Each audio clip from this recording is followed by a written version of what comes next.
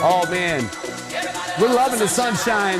Welcome back to Good Morning Delaware, Delaware's #1 morning show. And we're going to keep this party rolling right now, sitting down with the CEO of the Food Bank of Delaware, Cathy Kanefsky. Ivan and Vin, how you feeling? Let's keep it rocking. All right.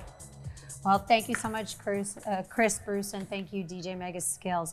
We have our first guest. Well, I wouldn't say it's our first guest. She's family. She's family, but our next guest is Cathy Kanefsky from the Food Bank of Delaware to talk about unprecedented times right now. We are definitely here to talk about some important information and also all the good things that Food Bank of Delaware does for the state of Delaware. And how they stepped up with her leadership. Yeah, absolutely. How they're stepping up and they're just making sure that everyone has food. Like she did it once. You did. I'm acting like she's not even here.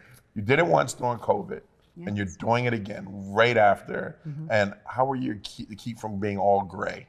Yeah, it's just like the first part. Maybe in another year or two, right? The theme. I can't say enough about the team that we have at the Food Bank of Delaware. Our team of staff and volunteers who keep this going. That's how we do it. And I say all the time, you know, these times are hard, they're unprecedented, uncharted territory, all those words that we're using right now.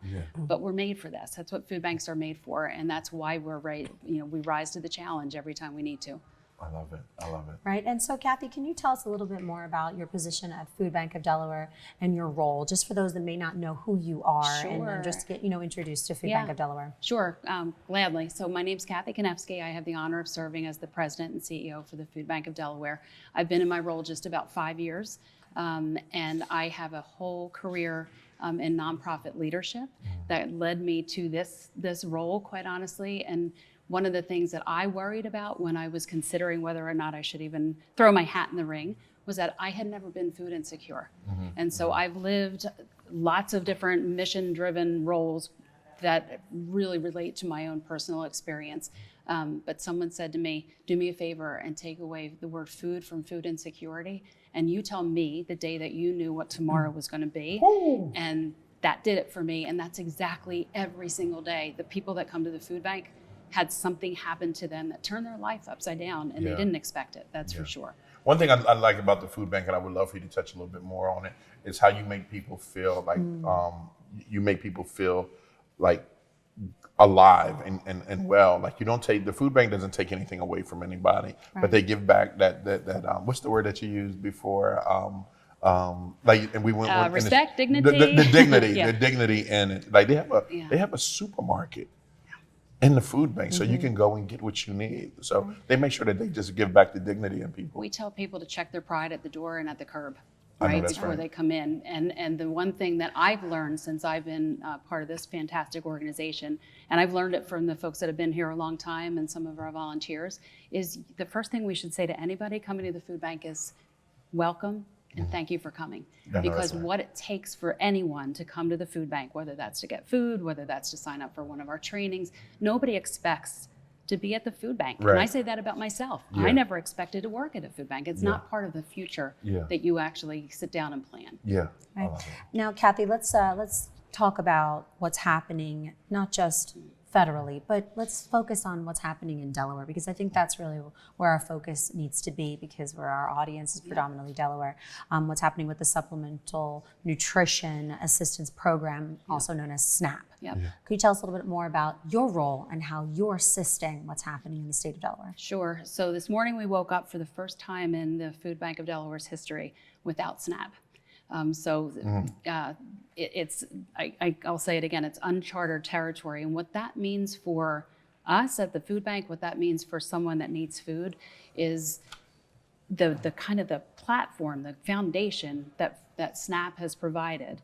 For every meal a food bank provides, SNAP provides 9. So that means when they come to the food bank, they've already had that kind of foundation, and that's gone right now. Thankfully, the governor stepped up last week and created a state of emergency and created a fund to help cover those benefits for folks. So there will be food benefits, but not until Friday, because it takes a little bit of time to kind of figure it all out. So we're bracing ourselves this week for just unbelievable demand and people coming to us that possibly have never had to come to us before.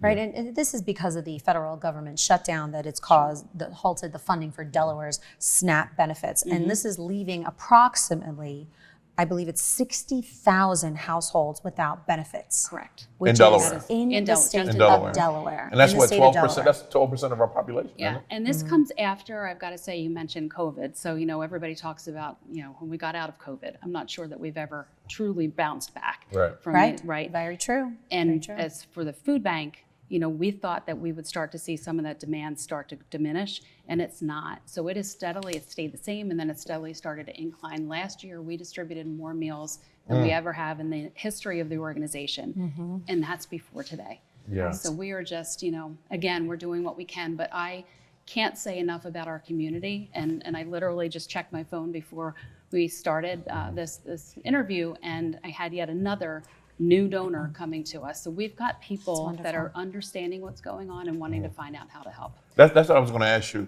What can people do? The people that are watching this, our audience in the homes that are watching this, what can we do to help? Because right now, in this time, we all have to come together. Correct. Absolutely. Yes. And this is the time of year that we really ramp up a lot of our work anyway, heading into the holidays. So this week starts our Stuff the Bus, where we partner with the Delaware Transportation Department of Transportation. So look on our website and you can see where the DART buses are parked, and you can go take some food and stuff that bus.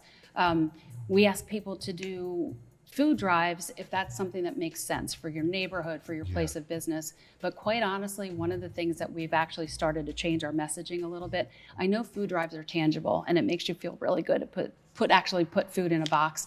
Actually, cash is helpful to balance out what we don't get, and it helps us to buy the things that we need. And when we are talking about buying food for the food bank, that we're purchasing food that's going out throughout the state. So we have over 200 partners, partner agencies that we provide food for, either no cost or half of our cost, depending on whether we purchase it or whether we get it donated. So that when you think about that, your $1 is 3 meals when you give to the food bank. Impactful. Oh, wow. And I keep saying that to people because that means $10 is 30. People that don't think that $20 is a lot, yes it is. It's 60 meals. So we kind of think about that in terms of donating either funds or food. Both are really, really needed. Yeah. Right, this is significant that you're sharing this information with us. So it's important that we let our viewers and our listeners know that, hey, this is the time to give back. This is the time to step up. Delaware needs your support, and this is where we're asking everyone out there. This is the time to help. So, how can they reach out to Food Bank? What are ways to contact you or donate? Yep. The easiest way is our website, fbd.org. That's your camera. Go ahead. Tell them right there. Talk to the people. fbd.org, and just actually go to our website, and you'll see everything that you want to see.